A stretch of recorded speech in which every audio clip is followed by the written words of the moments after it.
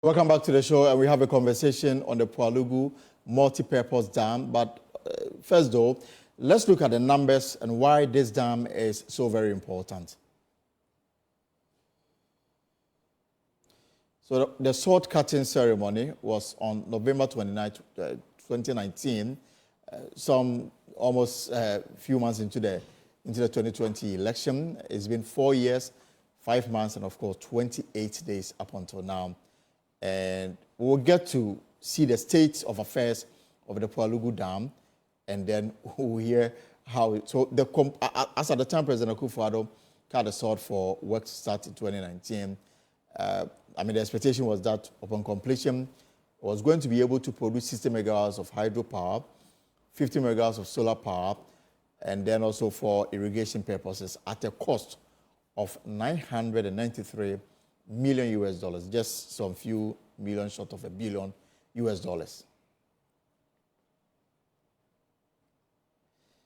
And then for provide reliable and stable electricity supply to the national grid, provide an irrigation scheme in the northern part of Ghana, improve water supply to the northern parts of the country, also to address the perennial flooding in the northern region caused by the heavy rains and the spillage from the Bagre Dam in Burkina Faso. And it came to light during a recent Public Accounts Committee sitting that 12 million had been paid. When the auditors were asked, they said they were giving clear directives. They didn't check what the 12 million was being paid for, yet they paid, and was collaborated by the Governor of the Bank of Ghana, Dr. Ines Addison, who was also before the Public Accounts Committee. So the project is facing financial challenges. The Vice President said that he is determined to find the resources to complete the construction of the dam. It remains a priority for him. This was his comments a week or two ago when he visited the enclave. And of course, as you may be aware, some members on the minority, on the Mines and Energy Committee, led by the ranking member, John Jinapor, they said they will activate all the parliamentary processes to retrieve the amount of money, almost $200 million has been dashed to this contractor. Somebody must be held accountable. And he is in the studio here with me to share more lights on this developing issue. Right, so let's now come to the studio. So, John, you're welcome to the pause. Thank you. And so you were there over the weekend? You are just coming from the north? Yeah. Long journey, right? Quite a long journey, especially off the main road. Okay. You know, you drive from Tamale on the way to Bolga, then you do a tear off and drive quite a distance, about 30 minutes to a village called, I think it's Gurugu. Okay. And then you drive another, say, 5 or 10 kilometers, then you get to the site proper. And so the team, and let me thank your team as well. Your media house was well represented. We left Tamale together and went to have a first-hand view for ourselves. Sometimes you can sit in a crowd and make all the commentary, but there are times that you need to be there physically. Speak to the people. We went to the paramount chief, spoke to the chief, spoke to some opinion leaders.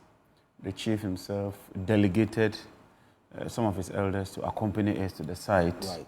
And so, to cut it short, we went to have a first-hand view and to see for ourselves the state of the project. So that was the motivation, to understand what is going on there. Absolutely. Like you said, somewhere in November 2019, right, even before the parliamentary approval, President Akufo-Addo went to the north and cut the sword for the Pwalugu Dam. And if you may allow me just to quote what he said, "This is in fulfillment of the pledge the MPP government made to the people as a campaign pledge." He had pledged that his administration would complete the Pwalugu Dam. And so almost 4 years into the election, and like you said, just entering into the 2020 election, he realized that it's not been done. So he went there with the vice president himself and cut the sword and said he's fulfilling his campaign pledge. We do not renege on our promises. That's what Akufo-Addo says. We keep them. The president pointed out, President Akufo-Addo indicated that the project will be the single largest investment ever made by any government in the northern part of the country. Right. So not only is he fulfilling a campaign pledge, he says that no government, apart from his government, is ever undertaking that project. So in February 2020, the agreement came to Parliament. Contrary to what the president has said, we did not find any provision in the 2020 budget. And you know the 2020 budget is ready in November 2019. Yes. So when he cut the short and said... At that time, the budget had been read. Between that time, the budget had been read. But more importantly, when the agreement came to Parliament, we then saw Power China. And we said, first of all, how come government is using its own money? Yes, because that's what we're told. Power China. That this will be internally generated funds to construct the dam. When we checked, it was disguised as a loan. Just like the Sino Hydro facility, which the vice president led, and eventually, now all of us come to the realization that it's not a barter deal, but it was a loan disguised as a so-called barter deal by the vice president. So we raised the issues, but the majority made it look as if we were trying to sabotage the project, made all kinds of issues about it. And so we raised the issues, but allow it pass. The president himself gave a deadline of 48 months, which is 4 years. He cut the short in 2019. So discount 2019, 2020, 2021, 2022, end of 2023. You should be commissioning it now. Commissioning it by end. That is it. This is a good project. We started the feasibility in 2013. Under President Mahama, we secured funding from Agence France de Développement with technical support from the World Bank to conduct the feasibility study. We are looking at the environmental and social impact assessment and all that, which we... So it's always been on the drawing board? Always been on the drawing board. And the project is supposed to deal with 3 main challenges or objectives. Right. 1, irrigation. The president himself gave all the issues. Tomato. Today, if you go to the market, I went to the market. With 20 cedi, you can get only 4 tomato pieces or whatever you call it. You're absolutely right. I mean, 4. That's a fact. The paint is around 200 Ghana cedis. It's a fact. It's 2. And then, so it will boost tomato production. Rice import was supposed to decline by 16%. Sugar cane and all of that, so agriculture. The second one is the power component, electricity. 60 megawatts of hydropower and then 50 megawatts of solar power. Then the most important thing for me was to serve as a bulwark or to stop the perennial flooding from the Bagre Dam. Right. So for us, it was a very good project, but we felt that it was inflated. 993 million, half of it goes for just a hydro dam. If you look at Bui Dam, it was about 400 or so. So we thought that it was very well. The president was bent on getting it through, so we allowed it. 4 years down the lane, at a public accounts hearing, and this is what triggered our visit. Exactly. The Auditor General flags it that some payment has been made, but there's no work done. Not members of parliament, the Auditor General flags it that, look, government is made almost 12 million, because 11.949 is like 12 million. At today's exchange rate of about 16 cedi, that's about 192 million. That's a colossal amount. So the Public Accounts Committee then asked Bank of Ghana, why would you pay without verification? And the Bank of Ghana said, we are only a bank. You have money in your accounts. Yes. If you authorize the bank to pay, they'll pay. It's your duty, the one authorizing, to ensure that due diligence is done. And for every project, whichever stage you reach, there's a project consultant. He would inspect, certify, and indicate that the project is reached this stage, raise some payment vouchers, it goes through the system. So we started doing our checks. And that's my difficulty. I mean, I remember one of a member on the minorities had put the question to the auditors who were there. In fact, first put the question to the governor. And the governor referred the question to the auditors. And the auditors said they were under instructions to pay. And so they wrote to the controller, and then the auditor was asked, so you didn't verify, you don't have people who will go on the ground and say that this is what we are paid for. What certificate was raised for you to release almost $12 million to somebody, and you couldn't provide any answer to that effect? And for me, that is scandalous. I mean, $12 million, you just pay it to the company. Where is the consultant's report? Like you say, where is the certificate? Exactly. What's the extent of work done? So we tried to raise questions from government officials, and they were not forthcoming. VRA appeared before our committee. They couldn't give any answers. They said they were not aware of the payments. And so the minority leader then dispatched the Mines and Energy Committee that we should go there ourselves. Before you go that and tell us, I mean, perhaps I can let my viewers appreciate what we are talking about. So this matter appeared before the Public Accounts Committee. Listen to the explanation that came from the Governor of the Bank of Ghana and the auditors who were there to assist the work of the committee. They could give the information back to us on what was done.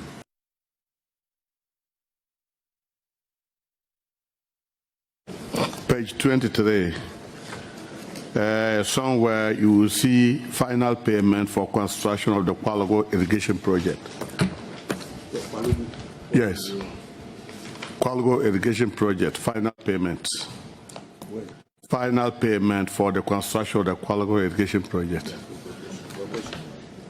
The question is, I thought probably before payments are made, contractors present certificates, because when you get to Pwalugu, there's nothing there. There's no even a pole. There's no even a signboard. And if the contractor is taking $11 million, there's nothing. There is no even a what do we call it? Like a container. You can't even see the project site. So what certificate was presented before this money was paid? That's my question. Let him answer. So I want to know how that money was paid. Yes, he will answer. I think the amount you are referring to was paid in 2021, not 2022. And the auditors would have to tell us, because they must have cited their documentations before they wrote this report. The Auditor General, yeah, so maybe they can explain. Auditors, could you help us out over here? It says final payment. Now, the honorable member is saying that there's nothing at that site. I'm sure when you did the audit, you saw something.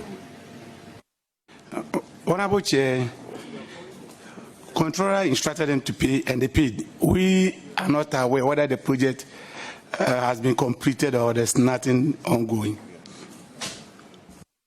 Yes, sir.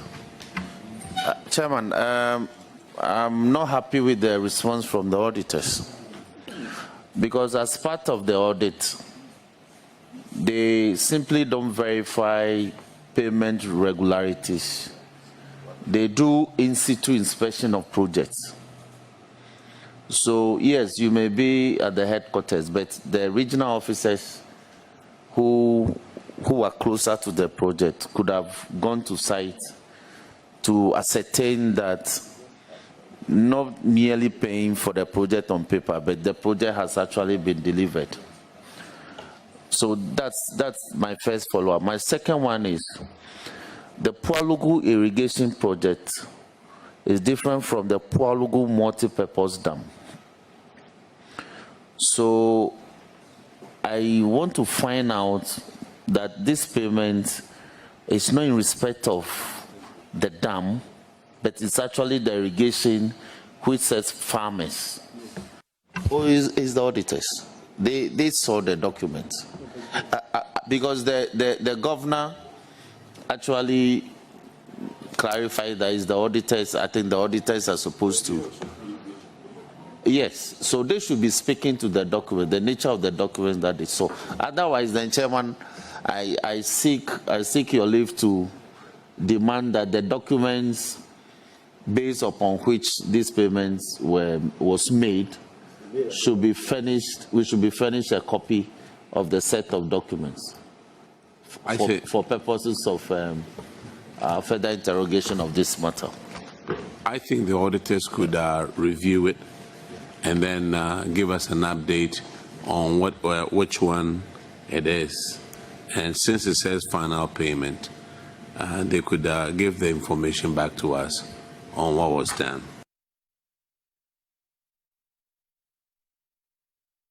Right, so welcome back to the show. So those were excerpts from the Public Accounts Committee when this matter came up. And the committee, from what we understand, is trying to get the document, the certificate that warranted the payment of almost $12 million US. We reached out to government, they said they are unable for any comments on this matter as of now. But the NDC is not allowing this matter to lie down. That's how come they went on a side visit. John Jinapor is a ranking member on the committee, and he's still with me in the studio as we try to unpack this very important matter. So, John, you heard what transpired, and I'm scandalized by the response coming from neutrals. And neutrals, I mean the Auditor General's representative who are the public committee, who facilitated the payment, yet cannot provide evidence to back whatever they have, approved for payment. No, let me clarify something. Okay. What auditors do is that they come to audit your accounts. And so if they find irregularities, they will flag those irregularities. They will then demand for documentary evidence. Mm-hmm.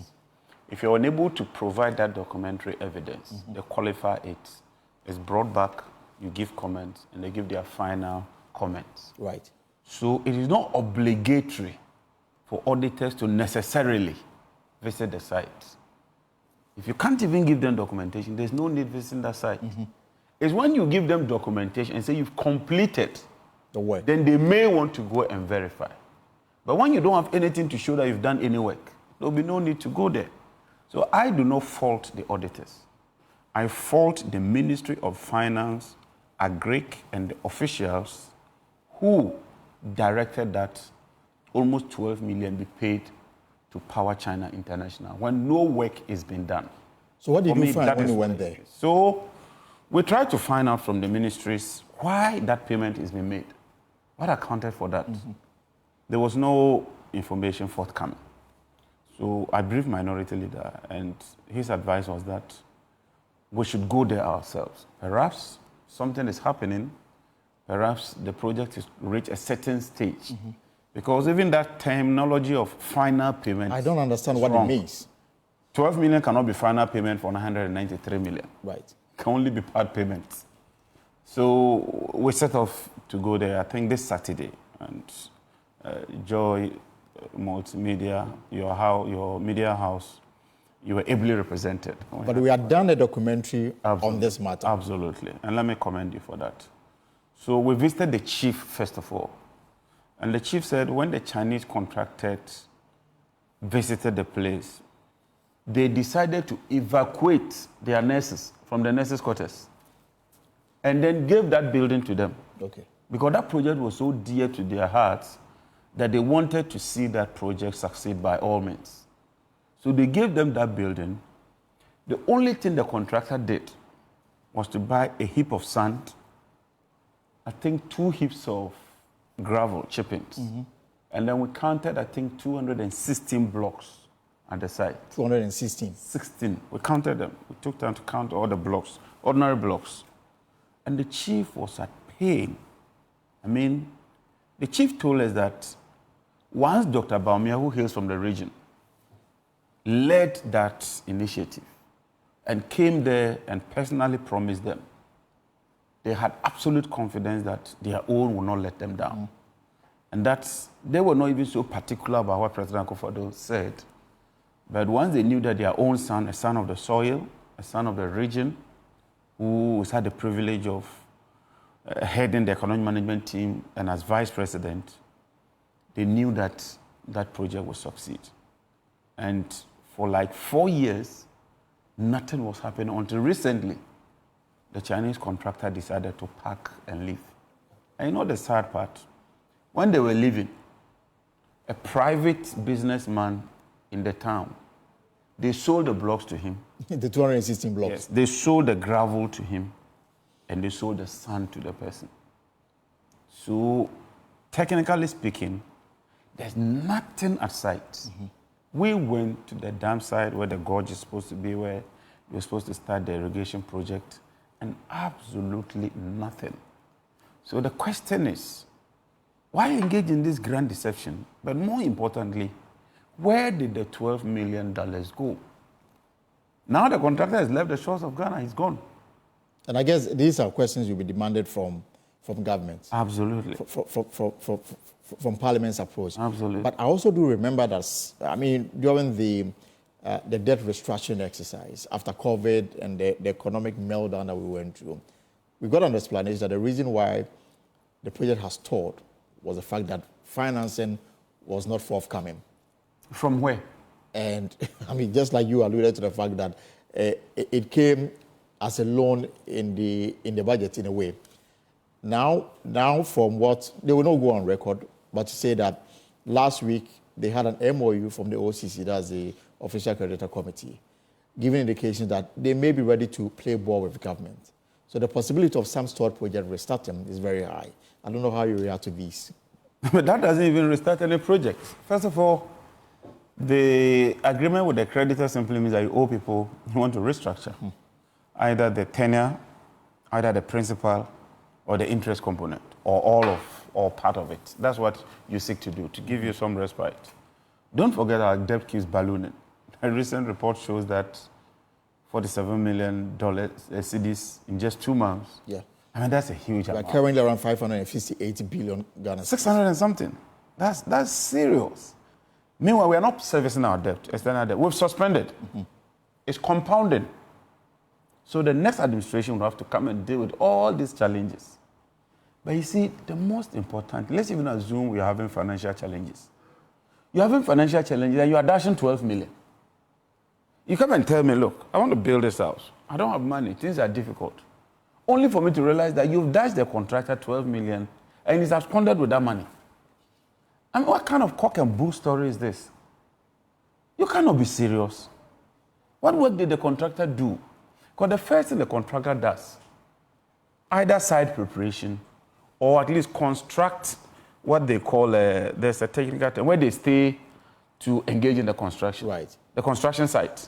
You will see that they will raise some temporary structures or something. I mean, to give impression that something that we are ready to move in. But when they go and live in nurses' quarters and only put a heap of sand and come and take 12 million from you, it's nothing but a scam. So what would we be demanding? I mean, Parliament will be coming back in the House pretty soon. So we would... And again, the other question, whether you think, will this project ever see the light of day? From what you've seen Not so under far? this administration. I mean, under this administration, they can't do it. And the Vice President says that he is committed to securing... It remains a priority for you him. have 5 months to leave office. What priority? In the event that he becomes president. That will not happen. That will not happen. And that must not happen. This guy should leave office, so we investigate them. This guy should leave office so that just as we were subjected to all the scrutiny, including bringing military men to our houses and dragging us out with AK-47s, we wouldn't do that. But let's subject them to scrutiny, all of them. This 12 million, somebody must answer for it. Dr. Bawumia cannot retrieve this 12 million. He would not prosecute his own. So it cannot even happen. We must not even contemplate it. Let them leave. They've had 8 years. We did the feasibility. We secured funding. We handed over to them. They've messed it up. They've shown that they don't have the take. They don't have what it takes. They don't have the goodwill. They don't have even the knowledge to deal with such projects. So clearly, what Dr. Bawumia is saying is nothing but an election gimmick, and I think that nobody should fall for that. So there are 2 strands. Right. Next month when we resume, we're going to file all the necessary parliamentary processes. I'll brief minority leader tomorrow, and then we'll activate the parliamentary processes. We may summon the minister, we may constitute a committee to inquire and to get the facts. But more importantly, second stage is that on assumption of office, President Mahama will call for a detailed investigation into this matter. Who raised whatever certificate, if there was none? Who authorized payment? Why did the finance minister do that? Why did the ministers do that? Who are the technical officers? Where did the money land? Even if it means engaging our Chinese counterparts, We'll do that. would engage them and retrieve this money and reapply it into that project. Just 1 second. Let me bring in just 2 individuals so that I can let you go. Abesori is our Upper East regional correspondent, and he accompanied the team on this site visit. Albert, you're welcome to the post. Thank you. Right. Also is Professor David Miller. Prof. Miller, it's good to have you here on the post. Good afternoon. Good afternoon, and good afternoon to your cherished viewers and listeners. So, Albert, just brief, what did you see from an independent point of view? Right, Elton. So, in the 2022 documentary that I did, titled The Dam of Promises, we showed in the documentary that apart from the contractor's campsite, which is what Honorable was just talking about, where they housed their equipment, it was on about 2 to 3 plots of land. So they used this zinc material, the one they use in making fences. I don't know what it's called, but they had that, and they used that to fence the entire area, and they had several containers which were told housed the equipment. At the time that I first went and saw this campsite, it was in 2020, and there was only a security guard. Nobody was staying there, but these containers, which was supposed to be housing their equipment, was there. Now, when I started the production of the documentary 2022, this was in August, I visited the place. I had already heard by then that the contractor had vacated the place. And this was the only known, construction campsite that existed. There wasn't any of that anywhere else. Okay. So we went there and we found that, in fact, the campsite had vanished.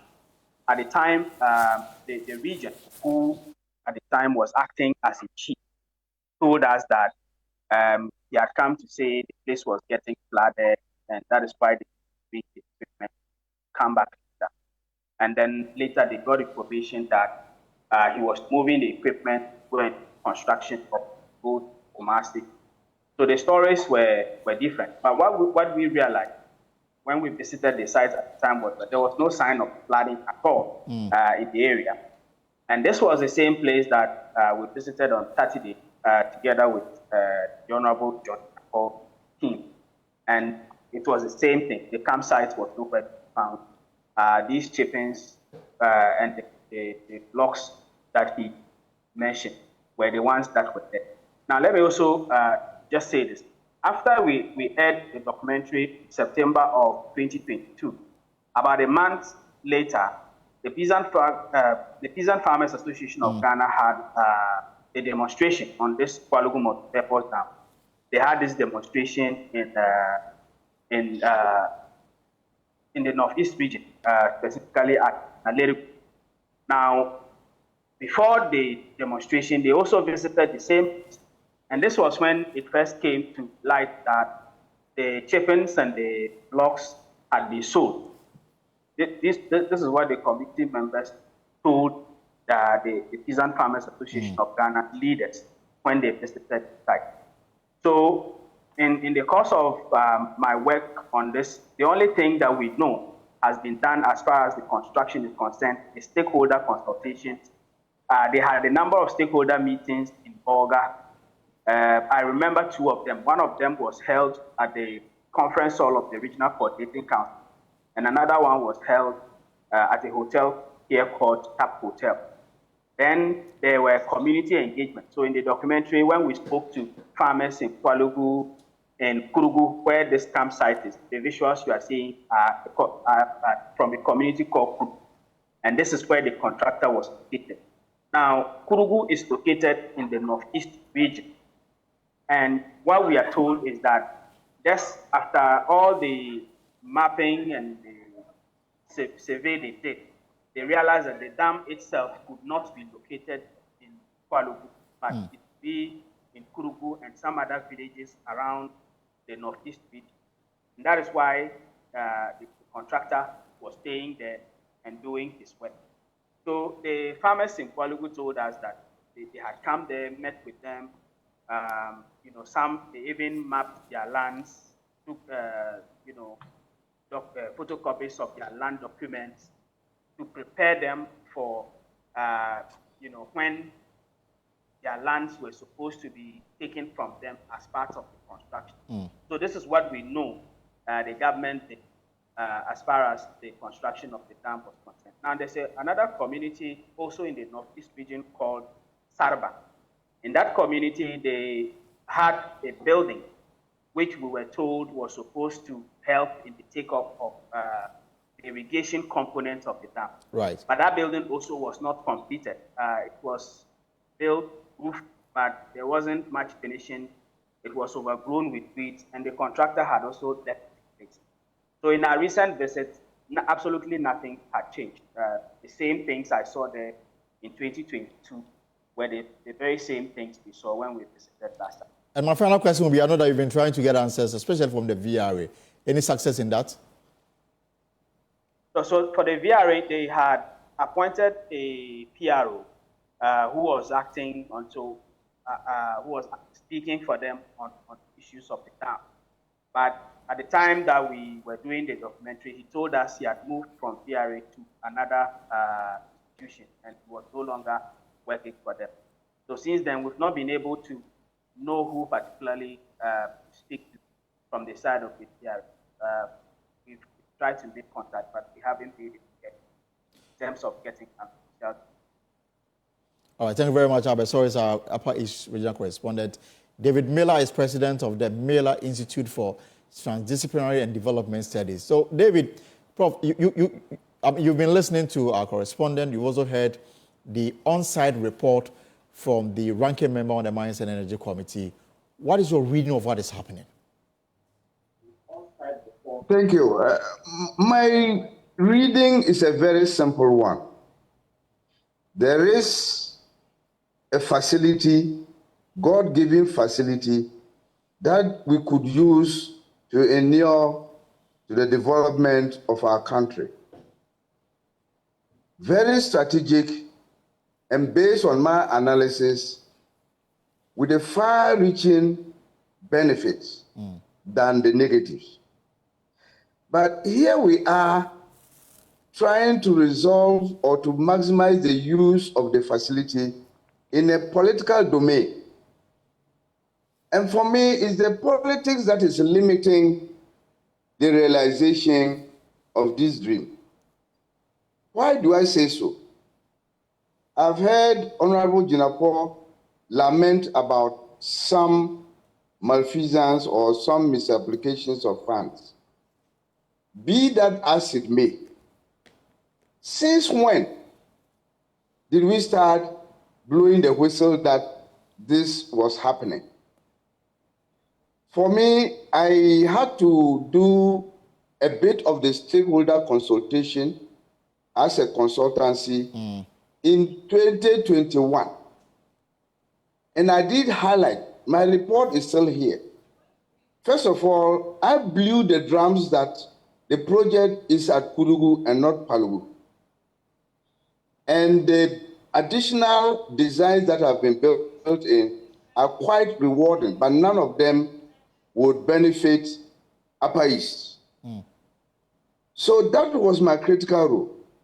Now, beyond that, I did demonstrate quite clearly that nothing is happening there and nothing has happened there. I thought that the opposition, which was then NDC, would start doing the whistleblowing or doing the countervailing. But we sat there whilst NPP kept saying they were investing and they were developing. We could have interrupted that thing very early. I must say, as I sit here as an expert, I don't know the cost of the dam. Government in 2019 gave a figure of almost $1 billion. And I'm saying that that dam has been revised twice over. In fact, the dam size has been reduced, the height has been reduced, and the technical document shows that, therefore, the cost will be lower. As to how low it is, I don't know. Are you able to tell us who put together this cost? Which cost? You said that the cost has lowered, and I'm asking based on what? I'm saying the new design, the redesign. In fact, the one I think that propelled the actions that MPP is referring to. The height has been reduced by 5 meters. And every technical person will tell you that once you reduce the height of the dam, the cost would change. Now, it was meant to be first hydro and then agriculture and flood management and so on. The redesign has changed the thing around, and it's first agro and then hydro and flood and so on. So even the emphasis changed in the latest design. Right. But I'm saying that I don't know how much the cost vary. And I think that the auditors and the Bank of Ghana should do us some help by coming out with the actual figures. So the conspiracy theories will be managed. Yes, Prof. Miller, if you can hold it for me. John Jinapor has a quick intervention here. Prof. Yeah. Well, he was my lecturer, so I was your student. But first of all, Prof, nobody can go ahead and implement that project by changing it without recourse to Parliament. It will be illegal. Parliament has approved the scope of work. We've approved certain estimates. We expect certain benefits. And so if the MPP goes to sit somewhere and decides to change the scope of work and change figures, they must come to Parliament and seek approval. Without that, what Parliament has approved stands and nothing else. So I'll plead with you, let's stick to what we've officially approved. If they find it necessary that there should be some modification, they can come to Parliament. We will discuss that. No, yes, Prof. What I'm saying is that the technical document I had to work with as a consultant indicated that the EU had disagreed with the social and environmental impact of the dam and has suggested a redesign. I'm talking about more recent, but I haven't gone the way of costs. I'm only saying what the technical document was saying to me.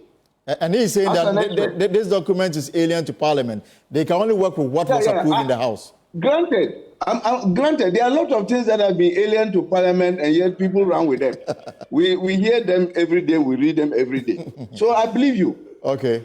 But it's not out of the ordinary. I'm just telling you what I have by way of a technical document. My bottom line is that both political groups have let the North down. They've disappointed us. The policeman role to be played by NDC wasn't played. And the implementation role, like my good brother Albaisore has said, by MPP hasn't also happened. The thing hasn't been happened. The policeman role or the whistleblower role was not there. Until now. Until now. So I think that for me, I've been preoccupied with concerns about the way forward. Let me correct something. And I've designed, I made suggestions to the fact that the two roles should be very clear, both the role of the incumbent government and its opposition. We should charge them jointly and collectively responsible for this facility. But that has been my role. Just a quick question so that I can allow John Jinapor to come because he has another intervention. When you hear that $12 million has been paid to the contractor, and we don't even have the reasons behind the payment, what conclusion can you possibly come to? Well, if you tell me that is a conclusive payment, it means there are earlier payments before that. Yes, and they describe it as final. Yeah, if they say this is final, then a lot more has been paid before. And if you ask me, I can give you a guesstimate, but I don't want to go there. I'm saying that a lot has been paid more than twice 12 million. The 2 billion. More than the $12 million? Yes, more. Wow. Because I was a consultant and I was paid. You were paid for doing what? For doing the stakeholder consultations. No. That's how I started. So I did Prof, we have no problem with that. John. Prof, your payment, I have no problem with that. You did your work, so it's not an issue for me. But if you were to read the parliamentary reports Every year we debated this matter in Parliament. Every year we raised it in Parliament. And anytime VRA appeared... Honestly, the debates don't go far enough. Let me deal with that, forward, Prof. Prof, if you can allow John just a second. Prof, you can allow John a second, and then I'll allow you. Yeah, Prof is talking about forensic investigation, but let me learn that every year, if you read our reports, we deal with that. What has heightened this is the fact that there appear to be some financial loss to the state. Right. Projects, you conceptualize projects, sometimes maybe because of unforeseen circumstances, you are unable to fulfill that. I mean, you can't hold government entirely responsible. And so to say that we should hold government responsible, even if government doesn't have the money to do it, still insist that they do it, you could do that, but you have to be careful. But when government appears to be wasting the money, then the ball game is changed. And this was captured in the Auditor General's report. Right. They paid this money in a clandestine manner with a high level of opacity. It is only the audit that has unearthed this. And that is why the Public Accounts Committee took it up, and that's why we've also taken it up. So we are dealing with two strands. Completion of project, we can deal with that. Right. Government might say that we're expecting funds are not coming, because you budget, you may not get it. But when you waste the money, you throw the money away, and now we are even hearing that it's more than the $12 million. That raises serious concerns. And I agree with you, Prof, that we need a forensic audit. But this forensic audit can only be commissioned by the government. The opposition cannot commission a forensic audit. That is why I hold the view that Dr. Bawumia and the NPP must leave. When President Mahama assumes office, we would commission this forensic audit, and whoever is found culpable, whoever is found liable, I bet you, Prof, we will deal with that person mercilessly. Prof, so I mean, as we wrap up on the conversation, I mean, the importance of this project, everybody accepts that it is the best. I mean, projects designed to generate electricity, hydropower, solar, irrigation issues, and to deal with the flooding. Clearly, I mean, nobody can dispute that. So what should be the way forward as we progress on this conversation? Are we likely to see this done, or we should just wish it off? My brother, let's do a two-pronged approach. Right. Those who have the powers and the ability to do the financials should go ahead. And then we, those who are not financially sound in financial matters, should also continue with our advocacies. My recent document shows that it's to benefit 7 regions. 7 regions, not 2. Upper East, Upper West, Northwest, Savannah, Northern, Oti, and Brown Afo. You know, what the project document did was to design the water that is used for irrigation. They haven't designed the flow after irrigation, what we call wastewater. That has ability to do more than twice the irrigation that was intended. And I'm putting together an advocacy document that shows why we should all show concern about this project. Don't leave it for the North alone. It's not only the North that will be turned around. All these 7 regions will be turned around by that single project. All right. Prof, based on your intervention, it does then appear that government rushed to Parliament and that the actual proper work had not been done. And so it will look like elections was approaching, and then they rushed to Parliament, went and commissioned or cut the sword, when, like you are saying, the tailwater had not even been addressed. And I thought that that should be an area that people like you would guide us going forward, so that the politicians don't just come because of politics.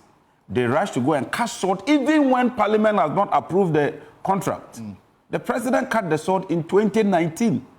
The agreement was approved in February 2020. So, for all intents and purposes, the government never meant and never had any goodwill in terms of delivering on this promise. So, Prof, briefly on that so that we can wrap up on this. May I conclude? Yes, please do. My conclusion, like I said, is that John and his team do the auditing and all those things, do the financials. But I'm positioning myself to provide that documentation that will inform the way forward. And it appears To you have him- more. It appears you have more information than even what is in the public domain, including how much has been paid, which for you is more than even the $12 million. Yes, if somebody tells you that 12 million is the last payment, I mean, it's simple. It's not rocket science to know that earlier some more has been paid. How much, if you know? How much, if you're able to But tell us? I'm positioning myself to provide information, technical information, not the financials. I don't know that one. All right. But the technical information to share the import of this dam for Ghana as a whole, and for the 7 regions in particular, such that when it is being debated in Parliament, those from Brown Harford will see their benefits in there, OT would see, Savannah will see, and all the other regions that I've mentioned. All right. And then we'll go forward. And I believe, yours truly, that this project should happen. Whoever government comes into power, please let this happen. All right. Thank you very much, Professor. At whatever cost, of let course. it happen. Professor David Miller, thank you very much for your time this afternoon. Let me come back to the studio. John, so we've heard so much. I mean, I thought we were operating with $12 million. Now it appears we have to dig more and unearth more. So, way forward. What I can foresee is that then you have a lot more people to deal with, because based on what Prof. Miller is saying, it appears to be even a grand deception, because you ought to do the feasibility work, certain what you intend doing before you proceed. But when you've not even finished that and you rush to Parliament, then you are hoodwinking and deceiving Parliament. Going forward, we must immediately retrieve all these monies paid. That's the first thing. Secondly, we must take a breather and relook the whole project. Look at how we can cut costs. You can do the same thing in an efficient way by reducing the wasteful expenditure. And I'm sure that if we do that, we can bring down the cost. Thirdly, we should involve a lot more local engineers. I think that we have the capacity. Is the VRA not enough? The VRA is the technical implementer. And like I told you, anytime we meet them, this issue, that this current administration, with President Akufo-Addo and Dr. Bawumia in charge, there will be no value for money, to be a wasteful expenditure, and they can simply not deliver, because they do not know what it takes to deliver on such projects. So we should be assured that the committee will hold before it the relevant ministers and agencies, or it's going to be, an urgent question on the floor for answers to come? Absolutely. Be assured that the committee and Parliament will take the necessary step. I have confidence in our chairman, Honorable Tachian. He's quite level-headed, Right. He's quite independent. And sometimes when he sees what is wrong, even with his political coloration, he does the right thing. I'm also very proud of the Navrongo Central MP. I'll be missing him in the next Parliament. I hope that his replacement will be as thorough and as hardworking as he is. Right. He read the documents and brought these issues up. And that's what we members of Parliament ought to be doing. Right. Our duty is to go into the matter, investigate it, and bring out the issues. So we'll continue to do our work. Before I let you go, just one quick question. Somebody just sent me a text. You just want to find out. The Mines and Energy Committee, you have a lot on your hands, a few months to the elections. It says government released a KPMG estimate report. You had indicated that we're going to go into it. What is the status of that? Yeah, we're reporting on that. And there are more revelations, very damning revelations. And so we intend to do a media engagement. We're supposed to do it this week, but these issues, a lot of scandals keep coming. Wednesday, I have one on tallow as well. The award of a contract of about $200 million under sole sourcing, even though it was awarded by tallow. Tallow awarded it, but we have serious reservations with the way and manner the contract was awarded. And so, tallow awarded the contract to an entity? Yes. And that's sole sourcing. And we have serious challenges with that. We're going to deal with that. We are writing to tallow themselves, and we'll address that issue. We also have issues with the way oil is being procured for our thermal plants. It does appear that some huge arrears have been accumulated for the Mahama government to inherit under very opaque circumstances. We intend to deal with that. And this is for power generation? It is for power generation. So we have quite a lot of work to do. Yeah. But we'll try and take all of them. And when we resume in Parliament, this Pwalugu scandal will feature in Parliament. But and then last week, Friday, we're privy to a communication that came from the MPA inviting another company, H-Field, to do a presentation on what appears to be the same thing being done in the petroleum downstream by SML. Absolutely. And we've sent a signal to MPA. And my message is simple. Don't try anything funny. The systems in place Are you aware of this company? I'm aware. We've sent a signal to Mustafa. Don't, and I mean don't. Don't try anything funny because we wouldn't tolerate that, wouldn't countenance that. The systems currently are robust enough. If it needs tweaking in-house, you can deal with that. Secondly, even if you want a solution, it should be a holistic solution. Right. All the agencies, GRA, MPA, BOST, all of them, including the BDCs, we must sit together and fashion out a framework that will serve everybody's interests. This pocket of isolated attempts to sign last-minute contracts and last-minute deals, we will resist them. There are a lot of them coming up, not just in the energy sector. Several areas. People are trying to sign my concern is that the comments... 6-year contracts. Yeah. We won't tolerate. My concern is the earlier comments that came from the MPA when this SML came up, that it was a duplication. If it was, then why even open the space for That's why I said they shouldn't players? try it. Because before our committee, we visited the MPA head office. And they told us clearly that the SML contract was a duplication. It's on record. And that their system was robust enough to provide GRA with all the information they required. So what has changed? All of a sudden, that robust system, are you telling us it's no longer robust? Please, if you're watching this program, a friend is watching, tell the MPA boss that I say don't. Simple.